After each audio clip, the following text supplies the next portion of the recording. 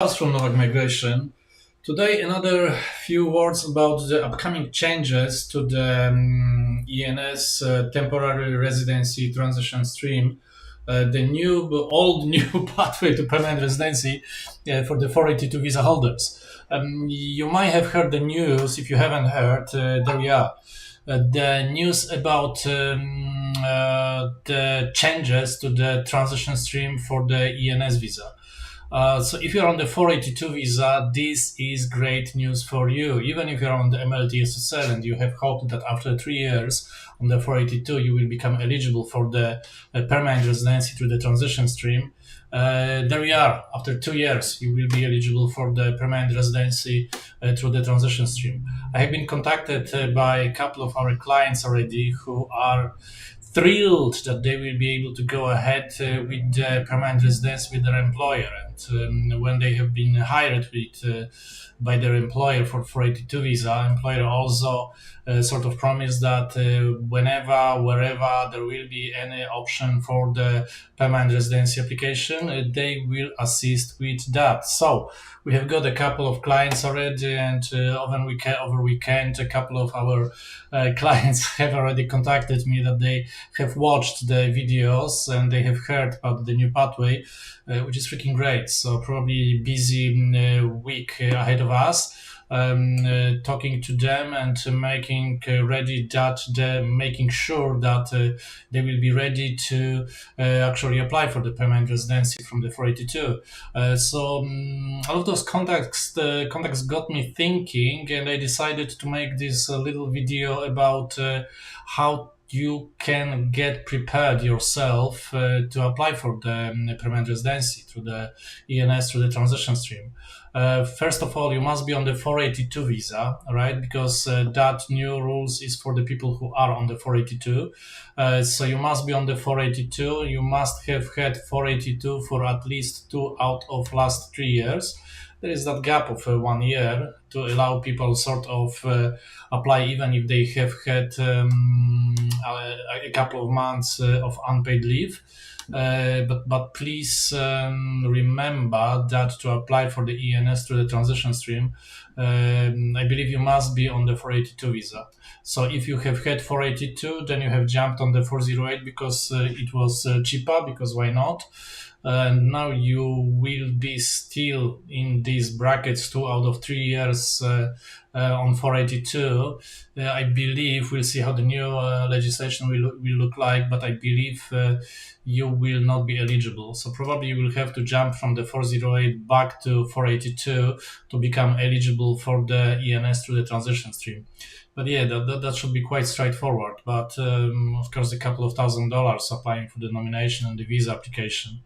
Interesting. From the 25th of November, that's when the new legislation apparently will become available, subject to some approvals from the government. But I believe after 6 or 7 months of writing this legislation, Ms. Claire O'Neill on 27th of April said that the new changes are coming. The changes are coming. 6 months later, it's still up to the approval. Come on, you have had this many months, so please do not delay that anymore. Make the good Christmas present to a lot of those people who really deserve all of these years, last 4 or 5 years of messing around with 494, ST Sol list, roll list, God only knows what sort of the list, and people becoming hopeless, 189, 190, 491s, very limited places. Give them the permanent residency, they deserve that. Simply speaking, 482, after 2 years on the 482, 2 out of 3 years, you will become eligible. So there is the nomination for the position, and the nomination is on your employer's side. And your employer must prove that you have worked for at least 2 out of 3 years on the 482. Occupation does not matter which the occupation. If you will have a look at maybe I'll show the website. If you will have a look at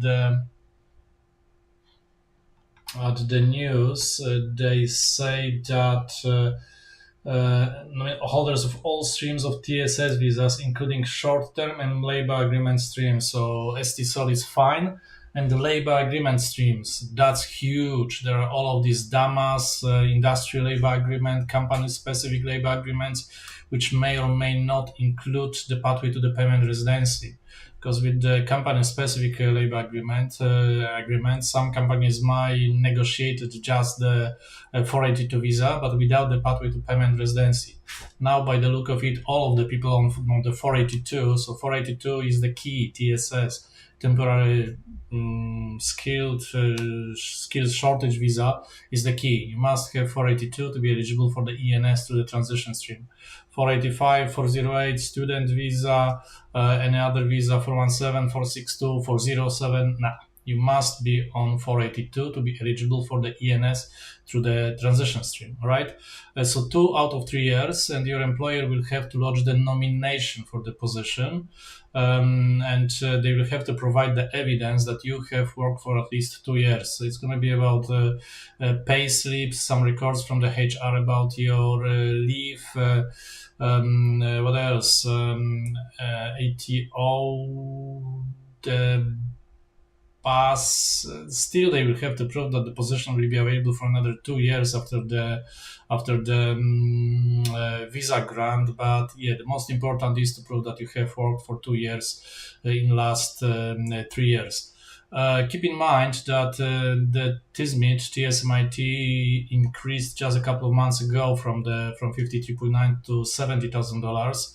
And there is the common understanding that TSMIT applies only 482. It will very likely apply also to the ENS through the transition stream. So if you are under $70,000, your employer will have to increase your salary to 70,000. But what could become challenging is that employer will also have to prove that this $70,000 is consistent with the average AMSR, average market salary rate. All right, so that could be quite challenging for some employers. If you're 70,000 or over, not a problem. Under that, it might become tricky. So it's a good idea to talk to the migration agent. Go to noac.us.me/es employer sponsored and book the time with our employer sponsored visa experts. So whichever day, whatever time would suit you. If you are in this different time zone, choose your time zone. This is your time, not our time. So essentially, if you are in Sydney, Melbourne, Perth, Adelaide, choose your time zone. I believe system should pick the one which you have got in your computer. If it would not, make sure that you are booking in your own time zone. We'll see it in our time zone. The system will convert, but yeah, make sure it's the right time zone. We have had the situations where people were waiting in different times than over here. But yeah, we are providing free consultations, initial consultations from the employer sponsored for the employer sponsored migration. So if you have any questions, yeah, feel free to book the 20 minutes initial consultation. No strings attached. You will talk to our employer sponsored migration expert. All right. So for the employer, it is 2 out of 3 years of the work experience. TSMIT, $70,000. That's how much they will have to pay you for the ENS. Average processing time, at the moment we are getting ENS visas within 9-12 months, and probably at the end of November, December, there will be a lot of applications, so the processing times might be longer than that. So if it's 9-12 months, I wouldn't be surprised if it will jump up to 18-24 months. All right. So honestly, do yourself a favor, talk to your employer now, and get ready. So once the legislation will be published, you will be first one in the queue to lodge the application to get your visa as soon as possible. We've been waiting for so long, so now is the time to get it sorted. English, you must have competent English. So IELTS 6 in each component, not overall, each component, or equivalent in any other test. So PTE 50 in each component, IELTS 6 in each component. It's ENS is not points based. It's not by invitation. If your employer is willing to go ahead, we are going ahead. We are going ahead with the nomination. All right. visa application. So nomination must be approved for your visa application to be considered. But visa application, it's most of the time not really about your skills, qualifications, and all of that stuff. It has been checked at the time of the 482 visa application, but you still have to provide the evidence that you are actually doing what you're supposed to be doing. You will have to prove that you are a person of the good character, that you are under 45. Your family, you can include your family, wife, husband, partner, whether you are same sex or different sex relationship. We have got a lot of clients, maybe not a lot, but a few clients from the LGBTQ, and actually our assistants are also from that group of people. So we are diverse. Kids, you can include kids in the ENS. Interestingly, if your partner has got kids, you can, which are not yours, those kids could also be included as your dependents.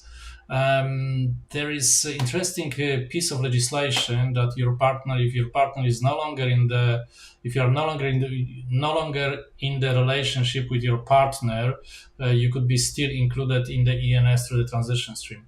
Moreover, if your kids are no longer dependent on you because they are older than 18 and not studying anymore, or over 21, whatever, potentially they can still be included in the ENS through the transition stream. There is interesting piece of legislation. So if you are in that category of people, in that group of people, have a chat with our migration agent, and we'll see, maybe we'll be in the position to get their visas granted as well. Or if you have split with your partner, maybe we can do something over there as well. So yeah. Visa. So with visa application, it's about proving that you're a person of the good character, your partner is of a good character, health. You must be healthy, but with the transition stream, what is interesting, there is a health waiver. So if you are not really healthy, it's not a definite refusal. You can still argue, or your employer actually can still argue, that you are really needed in the company, and without you, Australian business, Australia or Australian citizen would suffer. Usually it's about business. If your visa would be refused, you wouldn't be working for that company, and without your company wouldn't be able to do the business. And it's always about locals losing the jobs if you're on some managerial position, or if you are the most important person in the business, because you are the brain of the company, doing some very important stuff over there, and without you they would have to lose a couple of people because they wouldn't be able to do the job. Yeah, that's usually quite a good argument to get the health waiver. All right, so ENS transition stream, that's a really good thing if you or anybody from your family is having the health issues. What else? So visa applications. There is the nomination, that's an employer, and then there is the visa application. Fees. Nomination, that's an employer. It's $540 for the nomination application to Home Affairs, and it's $3,000 also for Home Affairs for Skilling Australians Fund. $3,000 if the turnover of the company was under, for last financial year, was under $10 million. If it's 10 million or over, the Skilling Australians Fund is $5,000. So those are the fees which should be paid by your employer, not by you. Visa application, your employer does not have to pay for the visa-related fees. If they do, yeah, happy days. I wouldn't say no, but well, they don't have to. The visa application for the permanent visa skilled linked, it's more or less the same. You can go to Home Affairs visa fees. They have got sort of calculator over there. Visa pricing estimator. And you're gonna see on the 1st of July, it is December, so another half year of the 1st of July, so 186, the fees are always going up. Direct entry stream, now we are after transition, direct entry, transition, 186, there's only direct entry. Transition stream is generally speaking the same fee. Let's say 25th of November 2023. Saturday. That's interesting. Um, one partner, one additional, one good estimate. So yeah, primary 4,640. That's the primary applicant.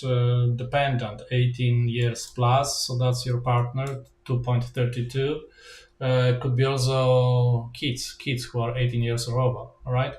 Additional applicant charge. So that's the kids under 18. So 4.6 primary, 2.3 dependents 18 years or over, 1.16 for the dependents under 18. The thing is English, you will have to prove that your English is on the competent level. Unless you have got the passport from the UK, Ireland, US, Canada. Bonjour, parlez-vous français? Oui, do you speak English? No, but I have Canadian passport. Yes, you speak English. That's fine. You don't have to sit English test. It's ridiculous, but well, passport from Canada is fine. So even if you are, some migrant in UK and then you moved from UK to Australia or from US to Australia and your English is rather Spanglish than English, yeah, it's fine. You have good US passport. Bit ridiculous, but yeah, it is like that. So English is time of application criteria. So you must have English on the competent level. If you are not able to pass English on that level, try harder, get some lessons. You must have English on the competent level at the time of application. It's not unlike 482 when it's time of decision. For ENS, it's time of application. Okay. I have had a discussion with a lady who came to me the other day because her agent said, yeah, it's fine. You can have less and then apply for English again and then we'll upload. No, the visa was refused and she was in the hot water. There's absolutely nothing you can do if your English is less than competent. It's time of application. So when you are applying for the visa, it must be at least competent. For your dependents, for your partner, it's English functional, but interestingly, it's time of decision. So if your partner does not have English functional at the time of the application, it's sort of fine. You can provide that later. She or he can sit the test later. It's not really about your partner. It's also about your kids, okay, who are 18 or over. Kids under 18, they don't have to sit an English test. They don't have to provide the evidence of English. Everybody 18 and over from your dependents, partner, and kids will have to have English functional. Okay. What else? Penal checks. You have to provide penal checks from each and every country where you have spent at least 12 months altogether. But you have had to provide that with your 482 visa. So if that passed, that's fine. Sort of interesting story with 457. Years ago, as part of the 457 application, they didn't request for the penal checks, and a lot of people were ticking the box that no, I haven't had any convictions from the past. And then when we were applying for when they were coming to me and applying for the ENS, the transition stream, they had to provide the penal checks, and sometimes it appeared that that there was something, and a lot of explaining to Home Affairs about misunderstandings or whatever. So then Home Affairs started asking for the penal checks for the 482 visa.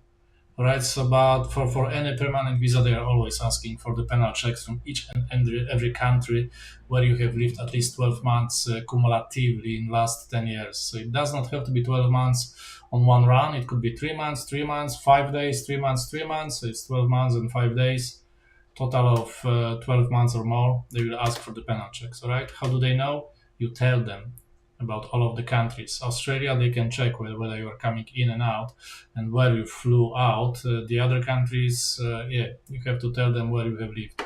But please make sure that you are consistent with all of the previous visa applications, because if you will provide different information than provided in the previous visa applications, that's a really good way for getting in trouble. So instead of getting the visa, you might get the notification, the Section 57 natural justice letter that they are going to refuse the visa.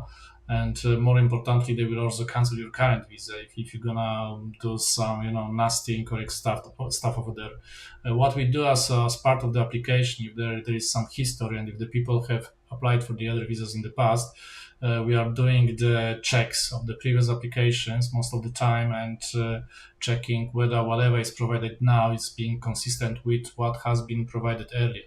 I had consultations with people who were in Australia for 10, 12 years, from one student visa to another student visa to 485. Then the partner was studying something in Australia, so back to the student visa. And then partner got 485, then 408. And they have lodged the EOI in some particular state 2 years ago and waiting for the invitation. And then, all right, we are talking, and I ticked all of the states. Is that fine? For God's sake, how do you want to get the invitation if you ticked all of the states? If you want to get the invitation from the particular state, you need to tick only that state. So yeah, sometimes people are doing the strange things and the wrong things, and then I have to demystify. And yeah, I have had some successes where people were waiting for months, and then we did some tricks, and invitation granted within a couple of days. Received within a couple of days. But yeah, the ENS transition stream, nomination, visa application, talk to our specialist, talk to Ken. Book the consultation, go to nowak.us.me/ES, employer sponsored. No strings attached, and you can have a quick chat with our agent, and we'll see if and how we can help. That's one thing. The other thing, talk to your employer. If they don't know what they need to do, if they don't know what is required over there, we are here to help. We can assist. All right. How much experience requirements? Let's have a look at the questions. Hello, sir. Hello. How much experience requirements for 186 direct entry? Direct entry, it's 3 years of the work experience on the skilled level. So for 186, you need the skills assessment, and dependent on the occupation, quite often you will have the skilled date on the skills assessment outcome, right? For the 186 transition stream, skills assessment is not required. So that's a very, very, very nice way to get the permanent residency if you are not able to get the skills assessment. I have had some clients who are not able to get the skills assessments, but according to ANSCO, a couple of years of the work experience may substitute formal qualifications. Skills assessment authority wouldn't buy it, but for Home Affairs, yeah, ANSCO, whatever ANSCO is saying, we put the argument that it was fine. We got 482 visa and then ENS to the transition stream. So sometimes people are not able to get the skills assessment, but then we are going with 482, then ENS through the transition stream. So hopefully we are going back to the good old times when we have had 457, and after 2 years on 457, we could apply for the ENS through the transition stream. We'll see. Yeah, listen, another thing I wanted to share with you, we are also having the recruitment agency over here at ES Solutions, all right? Maybe too many AUs. So at is.com.au, all right? At ES Solutions. So if you're after the employer, do yourself a favor. We are having a couple of employers lined up already, and they are looking for cooks, chefs, restaurant managers, welders, boiler makers, NDT technicians, automotive mechanics, mostly trades, but we are talking to some from the IT and engineering. So just go to atis.com.au, put your profile over there, create your profile, because if we will have an employer looking for the specific candidates, that's the first thing what we do. We are checking the database, we are checking who is in our system, and then we are connecting those people who would be perfect candidates for the employers. All right. What else? Questions. The 2-year time period starts from the day the visa is granted, or from the day they started working for the employer. Whether the visa is granted or started working for the employer, started working.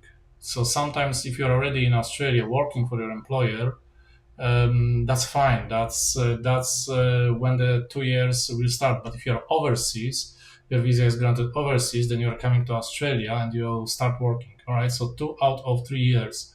So when you start working, if you're already working, so from the date when the visa is granted. If you're overseas, that's from the date when you are coming to Australia and start working on your 482 visa. All right. And 482s at the moment are being granted very, very quickly. We are getting grants within a couple of days, sometimes weeks, because the overseas candidates quite often needs to do the medicals. They need to go to the doctor, and that might take a couple of days. And interestingly, we are getting the request for 482s for medicals for people who are in Australia. They didn't ask for some time, but now they started asking again. All right, so be aware of that. What else? What about if I already have 2 years experience in positive skills assessment? Can I apply for 482 directly? 482 directly or 186 directly? So what's the question over here? 2 years experience in positive skills assessment. You are very likely eligible for the 482 visa. If you have got an employer, happy to assist. Contact us, nowak.us.me/ES, employer sponsored, and we can have a chat about how we can get 482 for you.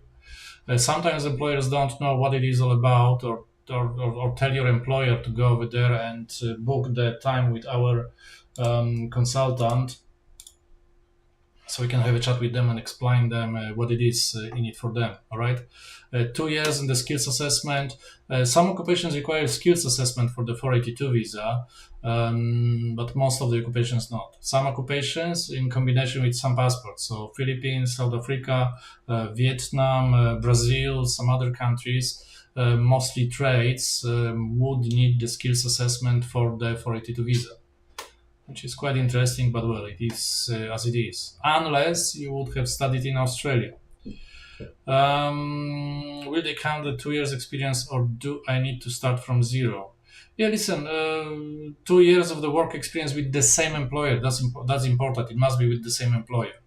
482, 2 years in the same employer. If you have changed the employers and it's totally new, totally different employer in a totally different place, then the clock starts over. The 2 years will start over.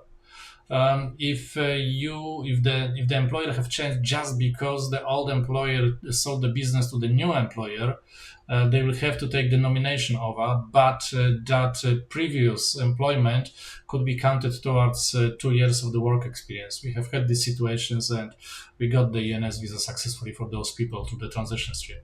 So if it's the same place, the same position, the change is only because the ownership change, that period of time with the previous employer could be counted towards the ENS to the transition stream, towards the 2 years of the 2 years of the work experience. What do you think about 189 this year? Yeah, I think all of these changes, which they are doing, they are looking how many people will be applying for the ENS through the transition stream, how many people will apply for something else, and then once everything will become sort of known for them, where we are, yeah, they know how many people are in Australia on 482, and they already checked how many potentially will be eligible for the ENS through the transition stream, so they have made their calculations for the ENS quota for this financial year, and probably everything is hanging in the air. And once they will release the new legislation, and I wouldn't be surprised if the point system will also change, what has been mentioned actually by Ms. Claire O'Neill during her speech. So once they will change the point system and all of that, probably then they will issue the round of invitations, and it's going to be more about probably work experience, not just the points. But yeah, we'll see. Same employer, 2.5 years experience, but 482 granted 3 months before. Will I be able for 186?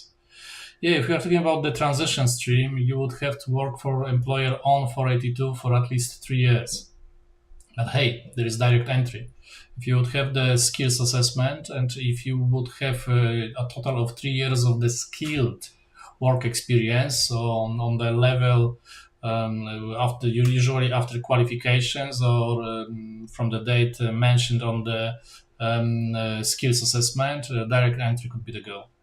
Transition stream 482, 2 years on 482, 2 years working on 482, and then after 2 years working on 482, you can apply for the ENS through the transition stream.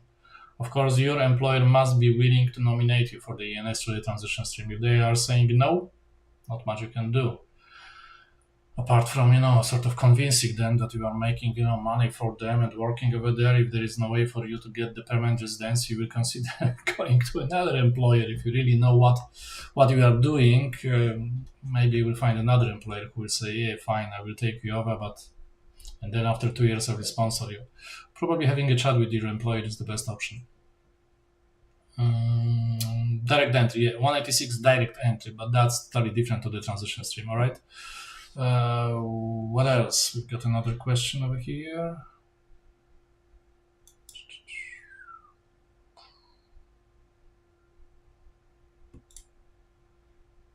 Shareholder, 50% in a business. I am shareholder, 50% in a business, working my nominated occupation within the business.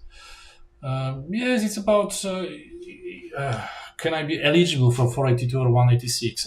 Right. Eligibility for 482 or 186. Yes, you can be eligible for 482 or 186. Transport company manager. I think that's the occupation of the ST Sols. 186 not if it's on ST Sol, because if you are talking about the direct entry, if you are talking about the transition stream, if this whole legislation will be for the people who will get their 482s granted after 25th November as well, yeah, happy days, 482. The fact that you are a shareholder 50% in the business, you will have to, we had situations like that, you will have to disclose that information, but we may potentially get your visa. So if you're a shareholders, transport company manager, if your visa, we might put argument, if your visa would be refused, you will no longer be managing the company, you might need to close it down and the locals would lose their job. That's most of the time working. So essentially 482, and after 2 years on 482 you will go ahead with the ENS to the transition stream. That would be the way to go. But yes, it's doable. Tricky, but doable. So probably contact us and have a chat with our experts. So we'll see what we can do over there. But yes, definitely. The big question, which visa have you got? 485 or 491? Yeah, what's interesting also, people who are on 491, the natural progression is to go with 491 to the 191 after 3 years on 491. But hey, if you're waiting for the 491, you cannot apply. If you are on the bridging visa for 191, and if you get invited for 190 or 189, or if you can get 189 direct entry, you can apply, okay, for the permanent residency if you are on the bridging visa or another visa waiting for your 491 grant. If you're already on 491, you cannot apply for any other permanent residency within first 3 years. But interesting scenario, you just got your 491 and you want to get the permanent residency as soon as possible. Potentially, you can jump from 491 to 482, because 482 is the temporary visa, and 491 is not prescribed in the Schedule 2 criteria as if you would have had. So you can go with 482, and after 2 years on 482, you would apply for ENS through the transition stream. But yeah, there is the tricky bit, the processing time. 191s are being granted nowadays really quickly. 186, that's going to be probably well over a year. So spending another couple of $1,000 going back to 482, unless your employer will be in Sydney, Brisbane, Melbourne, that potentially could be the way to go. If you're in 491 regional Australia, end of story, you cannot work Brisbane, Sydney, Melbourne. If you would have an employer in Brisbane, Sydney, Melbourne, potentially you can jump back on 482 after 2 years on 482, then ENS to the transition stream. So yeah, potentially, but we'll see how the new legislation will work. But yeah, that could work, actually. For ENS PR, do we need to have any required points? Yeah, I mentioned earlier, it's not points-based visa. ENS, there is the nomination for the position, that's on your employer, and then there is the visa application. So there is no points for the ENS. ENS, the main requirements are employer nomination, all right, and then the visa application. For the visa applicant, you must be under 45, unless and there are some exemptions. Most of the exemptions is high income threshold. There are some exemptions for the medical practitioners. But if you would have earned, what is the high income threshold? 154 or 6,000 per year at the moment. So you are highly skilled IT professional, or the company manager probably earn more than that. Doctor, yeah, I know some doctors who earn 400-500 per year. So yeah, they can go ahead with the high income threshold exemption or doctor exemption. Most of the time under 45, English competent, and yeah, transition stream, you must have worked for your employer for at least 2 years, the same employer, full time, permanent, as required on the 482. But there is no points, right? Partner could be 70 years old. Partner doesn't have to be under 45. So sometimes there is the tricky situation. Somebody is coming to Australia on some visa when the primary applicant is 50 or 50 something years old, but the dependent is 30 something years old. And then we are working on the way how the dependent actually can get the skilled visa or employer sponsored visa, something like that. So if there is two people, there is always the way.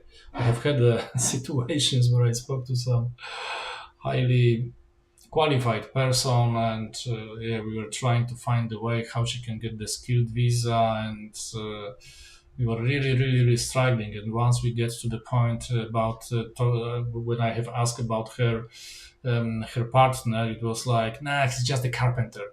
For God's sake, all right. So you are highly qualified, and you have got some experience in some position and across of different positions, and your partner just the carpenter. It's not just the carpenter. Trades are in demand over here, so we finished getting the visa for them through her just carpenter partner. Whereas two people, there is always the way, and it's easier if there is two of you. I know one person, it's easier to move from one place to another, but with two people, if one is sponsored, another one is having the full-time work rights.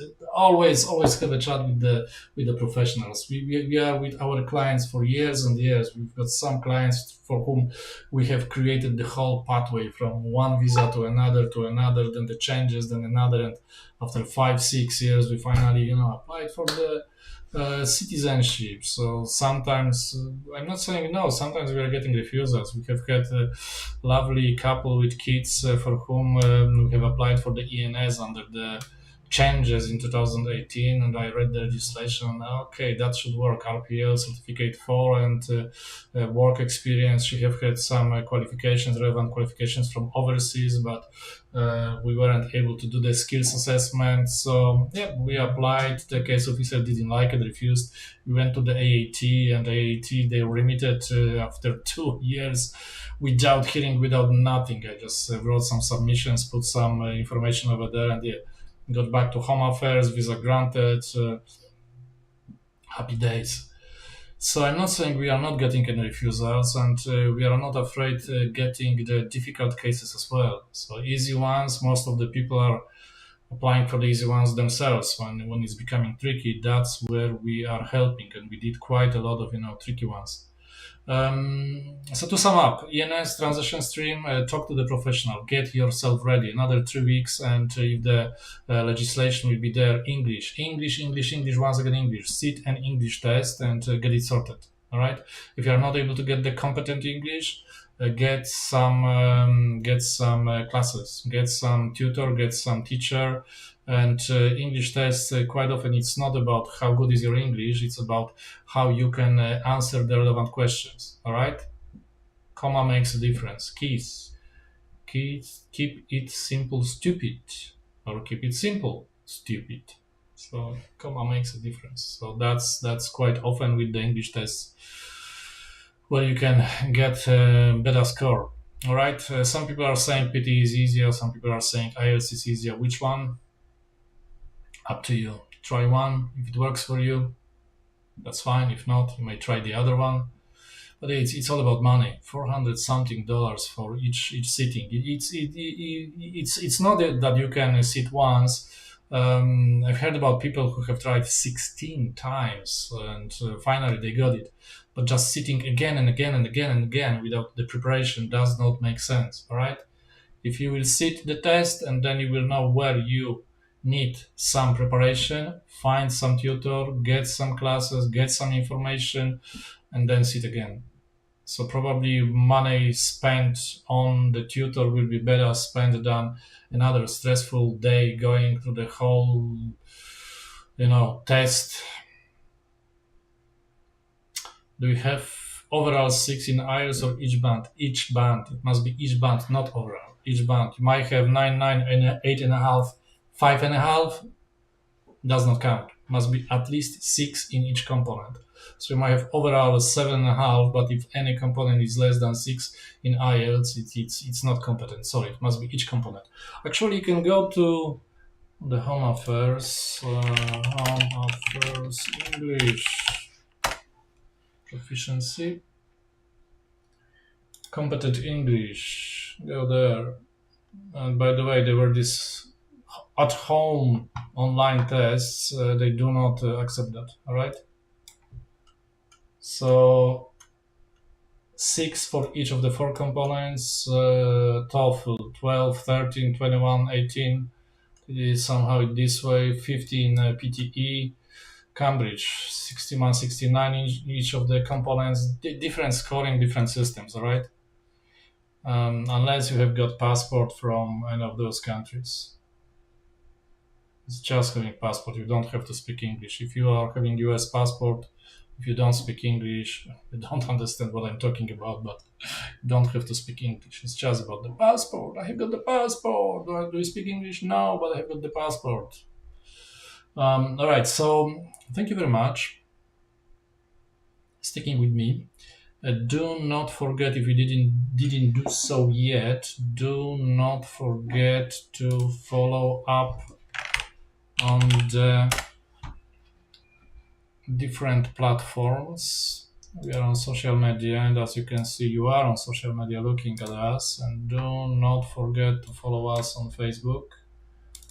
Novak Migration Facebook. This is the one, Novak Migration. All right. For whatever freaky reason, there are some people who do not pay anything on Facebook. If somebody from Facebook is asking, pretending that they are from Novak Migration, they are me, tell them that no, you're not paying. Okay, we are charging clients through our contract. We are sending the contracts, and I've noticed that there are some people who are trying to impersonate myself. If you will see somebody who is impersonating Mr. Charles, let me know. Facebook is the tricky beast, and there is a lot of people who are pretending who they are, but they are not who they are claiming to be. But generally speaking, follow us on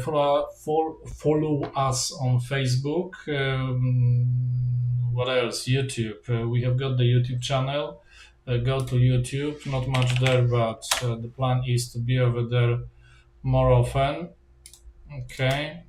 Novak Migration YouTube. Just Google Novak Migration YouTube. What else? Group. Facebook, YouTube. Yeah. Talk to us. Give us a call. Book the consultation with one of our experts. Whatever is your goal, partner visa, employer-sponsored visa, skilled visa, we are here to help. We are in Brisbane, we are on the Sunshine Coast, we are on the Gold Coast, I'm flying to Sydney from time to time. But hey, we can talk to you over the internet, face-to-face, in the office, but also online, as I'm talking to now, but more interactive. So if you need the assistance from the migration agent, go to novak.us.me and book the consultation. Sometimes it's as simple as having a chat with not me, us, but the other way. Sometimes if you are not sure if we would click and if we would be right fit for you, just book the consultation. Hello, my name is, I need the agent for my 482 visa. I saw you a lot of silent followers on the group which we are running. I have been following you for this many months, years, and I got the question, and I would like to. Not everybody is willing to be over there active, but yeah, we are. Um, Book the consultation, no strings attached. If it's gonna click, Anna, Ken, myself, we've got a few more assistants. If it's gonna click, if you will be happy to proceed with our services, happy days. If not, well. So for today, I think I will thank you very much for your time. Again, too long, too long. People are saying that I'm talking too much. Probably I should finish half an hour earlier, but well, thank you for sticking with me, and maybe I will make another one tomorrow. Thank you very much. Bye bye. Don't forget to subscribe wherever you are: Facebook, Instagram, YouTube. What else? X. Yeah, we're also on X. Twitter, X. Thank you very much. Bye bye.